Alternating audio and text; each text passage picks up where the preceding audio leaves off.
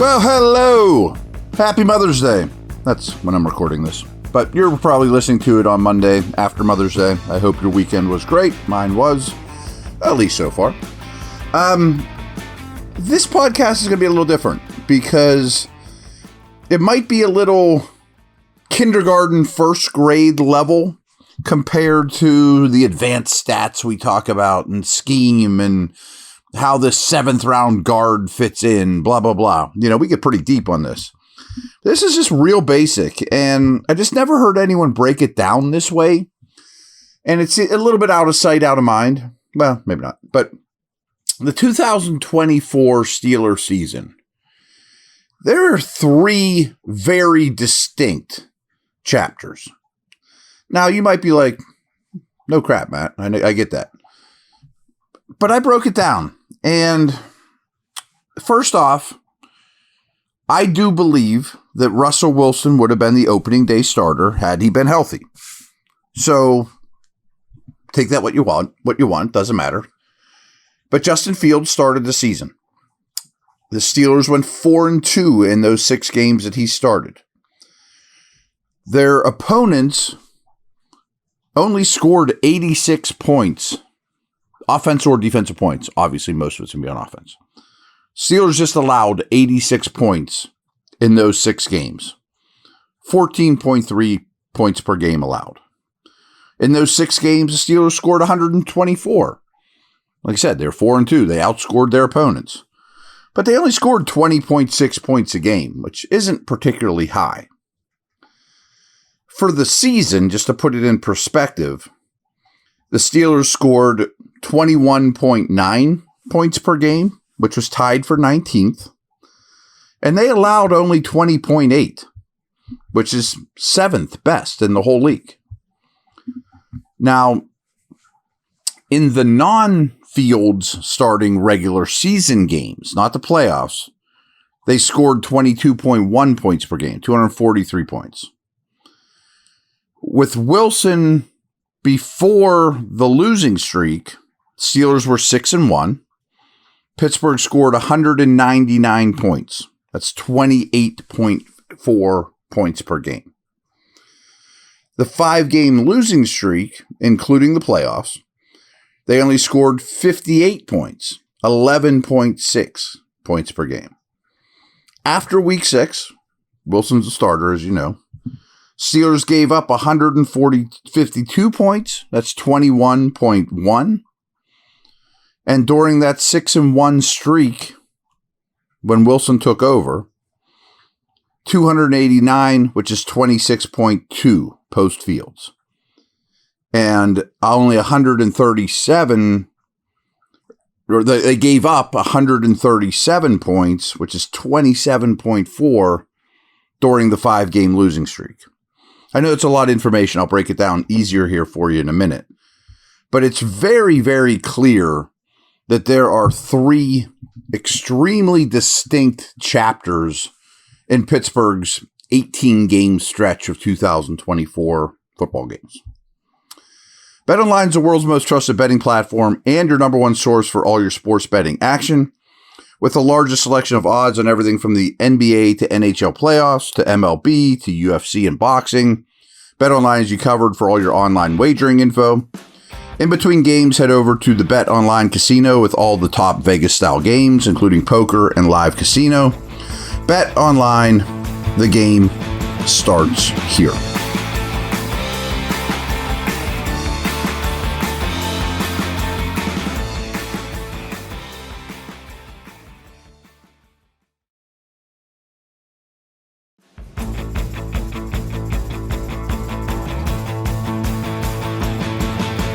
Again, for the entire regular season, the Steelers scored the 19th most points per game, 21.9, and allowed the 7th fewest, 20.8. It's amazing it's that big a discrepancy. I mean, so the average game was really 22-21, but it's that big a deal. But here's what I mean when you break it down. If we talk about the first 6 games, the Justin Fields era, we're going to call it. They won in Atlanta. They won in Denver. They won versus the Chargers in Pittsburgh. Lost at Indy. Lost against the Cowboys here. Won in Vegas.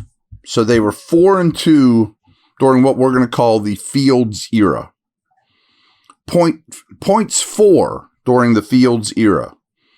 20.6. Points against. 14.3. Now, this is not designed to be Justin Fields doesn't matter. But we really need to understand the level of defense that was being played during what I'm calling the Fields era. 14.3 points against. That's pretty strong. It's really strong. Okay, era number 2. The good Russell Wilson era. We remember these days, right? Steelers were 6-1 during the good Russell Wilson era. They beat an Aaron Rodgers-led Jets team here. By the way, I think Aaron Rodgers is going to be a Steeler very soon.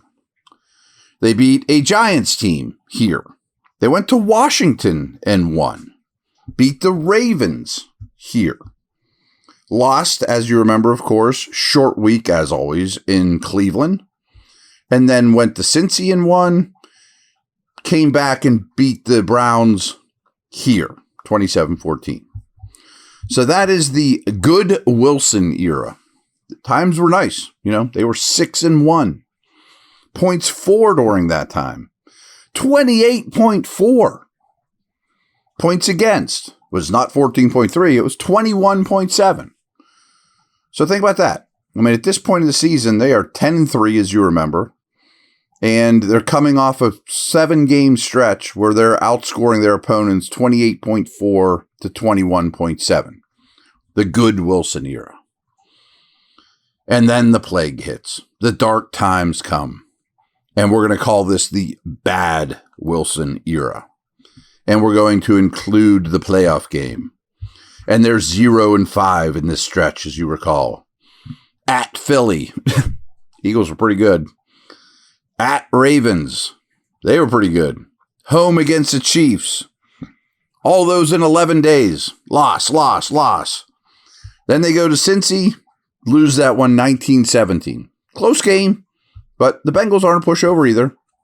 And then they finish their season in Baltimore. Playoff loss. That is the bad Wilson era. But please don't forget that they played the Ravens twice, the 2 Super Bowl teams, and the Bengals, who are a good football team during that stretch. I'm not making excuses. You got to hang with the big dogs. And they didn't at all. But during the bad Wilson era, points for 11.6. Yuck. Points against 27.4. Yuck. So we break these down into 3 offenses. Good Fields era, 20.6. Good Wilson era, 28.4. Bad Wilson era, 11.6. Yuck. Okay. Points against. Fields era, 14.3. Good Wilson era, 21.7. Bad Wilson era, 27.4. Now, what is the root of these problems? That I don't 100% know. I mean, I think if you would continue to run the ball better deep into the season, that would help. I'm sure you guys could say, I'm sure all of us could say, people figured out Mike Tomlin. He didn't adjust. He didn't prepare for the long stretch. This is on Tomlin. That's fine. I'm cool with that. I mean, I think there's some truth to all sorts of things. The level of opponents was clearly much, much harder during the bad Wilson era. I can't stress that enough. At Philly, at Ravens, home to Chiefs, all in 11 days. At Bengals, at Ravens playoffs, bad Wilson era. But it wasn't like the rest of the schedule was junk. But that's really all I got. I'm sure there'll be many comments just saying that's why Tomlin's terrible, because he can't hang with the big dogs. And as the season goes on, he gets more and more exposed. It's worth exploring. I mean, I get that. But I think when you break it down like this, it's pretty interesting because it's clear that there are really 3 chapters, 3 eras to the Steelers 2024 adventure, the trilogy. All right. Take care, everyone. Over and out.